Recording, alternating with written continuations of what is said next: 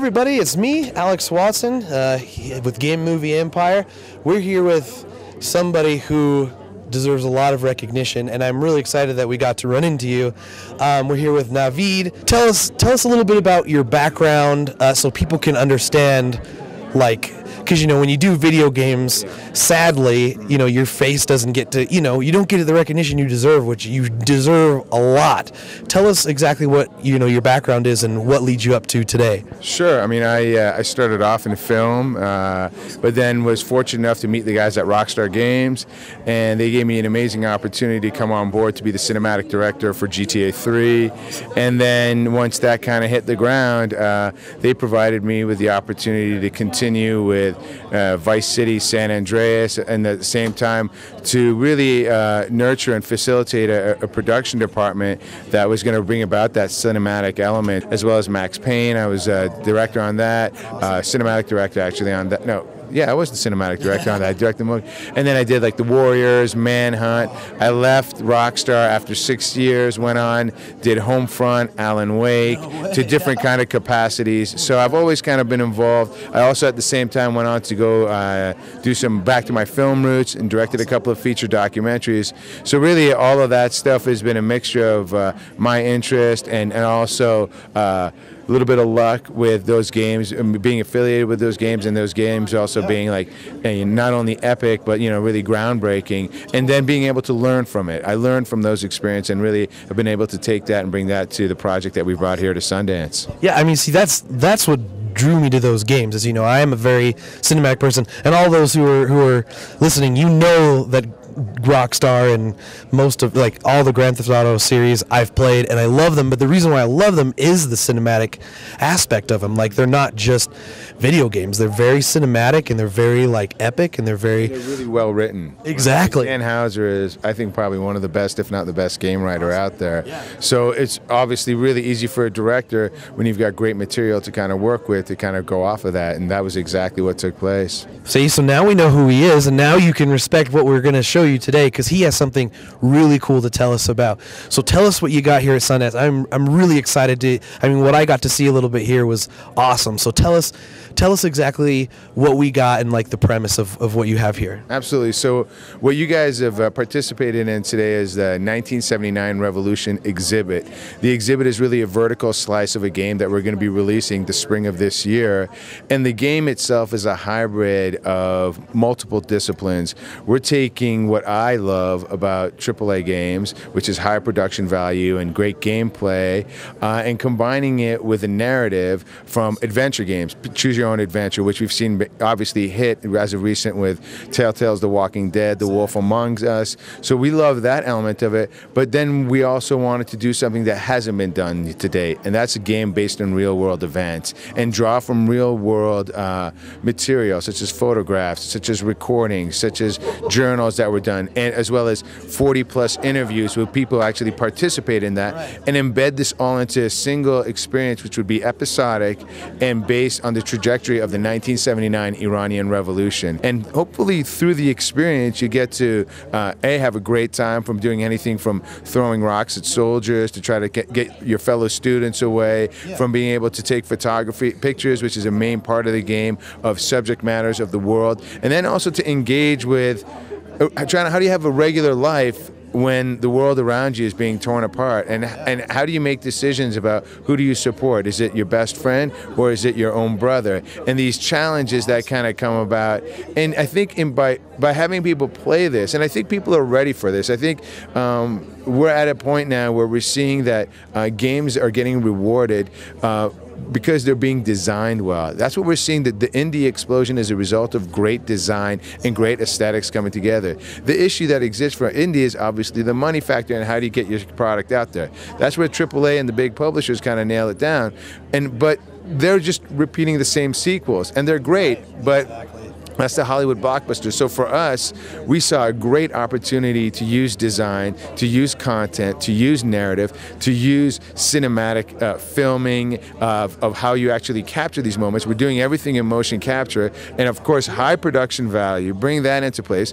Our star of all our cast members are people from Homeland, Argo, number of TV and movies that you've all seen, American Sniper. They're all in there, and we bring that all together and we deliver it episodically, with the goal that maybe by you participating in this game and enjoying it first and foremost, and you find it entertaining, that it might start off a secondary conversation, and that conversation will be around the water cooler, and you'd be like, man, I was playing this game last night, and this girl and I were talking in the game, and she wasn't covered up. In fact, none of the women were covered up. Did you know that about Iran, that women were not covered up in the 70s? They were wearing the same ugly shit that we were wearing. That's really cool. I love that. And I love things being episodic. And I was actually talking to your producer or somebody over there, and I was talking about more games need to be episodic. Like, I love the Telltale games, and I love that. What was that decision where you guys decided, let's do this episodically? I don't know if that's a word, but what made you decide to do it like that? Well, it was a couple of things. We started realizing that as guys and girls working in the studio, that we would be buying like these titles that we wanted to play, and we weren't finishing them. And then we started kind of just observing others around us and started realizing that there's something that's not working if people are busting their ass to make these games over 2.5 years, and people aren't finishing it. And then we started realizing that everybody is competing for your digital hours, right? Whether it's Netflix, whether it's the movies, YouTube, whatever it is, they're all competing.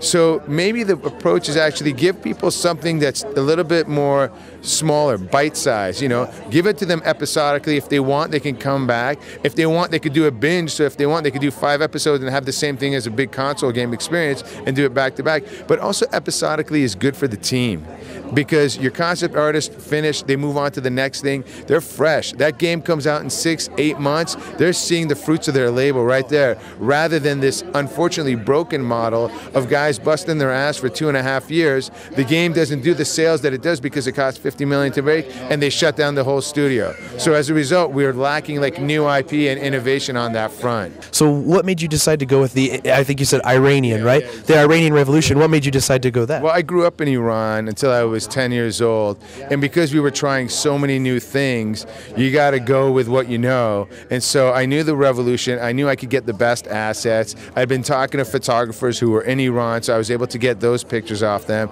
I was able to reach out to just family members, just at a phone call and say, hey, can you guys help me with some interviews? So I got very quickly embedded within a large group of people to pull the research from. And also, in my opinion, the 1979 Iranian Revolution is really one of the more quintessential moments of the 20th century, because it's established the relationship between the Middle East and the West. And I like that because, with film, it's the same thing. Like, usually the good films that we get to see are when the creators take what they know and they put it into the film. So that's what's something I'm really excited about. So one last question for you. Since you have that background with Rockstar and those kind of games, are we going to see kind of some similar elements that you used to use cinematically in those other games put into here? Absolutely. So, one of the things I learned at Rockstar and working with other developers and making these games was that a cornerstone of a great game is high production value. And we're really bringing that to play with 1979. The entire game is going to be done in motion capture, so it's going to be cinematically. I come from the cinematic background, so all the camera work in there is going to definitely embrace that. The music that we're bringing into it, the diegetic sound is going to come from the streets of Iran. We're able to kind of capture all of that. Every element that we see in highly produced games are going to be there except for one, and that is we're not going for photoreal look.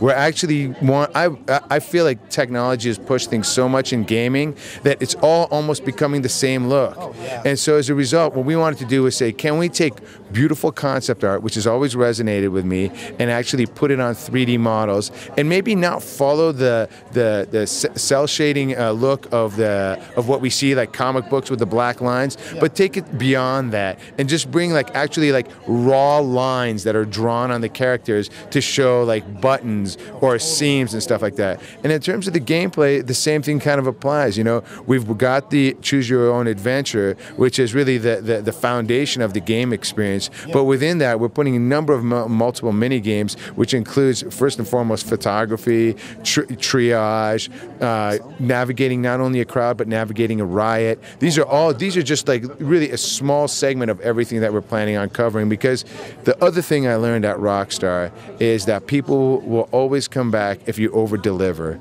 and that's what we plan on doing. Is we want to over-deliver because we understand the hurdles that we have in front of us, because 1979 Revolution might not pop out as a commercial, you know, topic that you want to jump into, but if we can get you excited about it, if we can make that gameplay jump off the screen and that look just as good as any AAA game, at least you might give us a chance to take it down. And if we're selling it for $5.99 across all platforms in 8 languages, at least hopefully we can live to see another day. Yeah. You know, and one last comment I just want to say, it does bring my heart some good that you know what's going on in this, and you know, it's bugging us gamers. Like, sadly nowadays there are games that aren't quite finished, is what at least what it appears to be. And you know, you're right, like they're making title after title after title. So on behalf of the gamers that watch our show, thank you. that you know. Hey, listen, I'm a gamer too, and that's what I look for. That's what I like in games, and you know,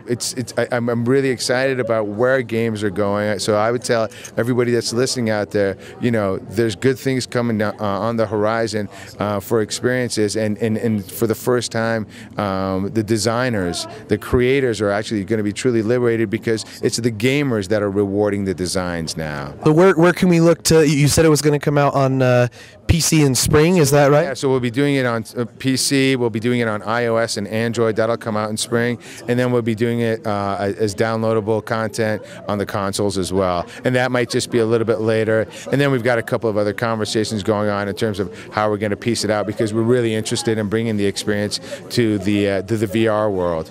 Awesome. Yeah. Well, thank you so much for your time. I mean, it looks awesome, and yeah, thank you once again, and we hope we get to talk to you again soon. Maybe, you know, as more comes out. So get close to release, we'll definitely reach out to you guys and have you come in and maybe get a demo. You can provide it out to your entire audience. Oh, that would be awesome. All right, thank you.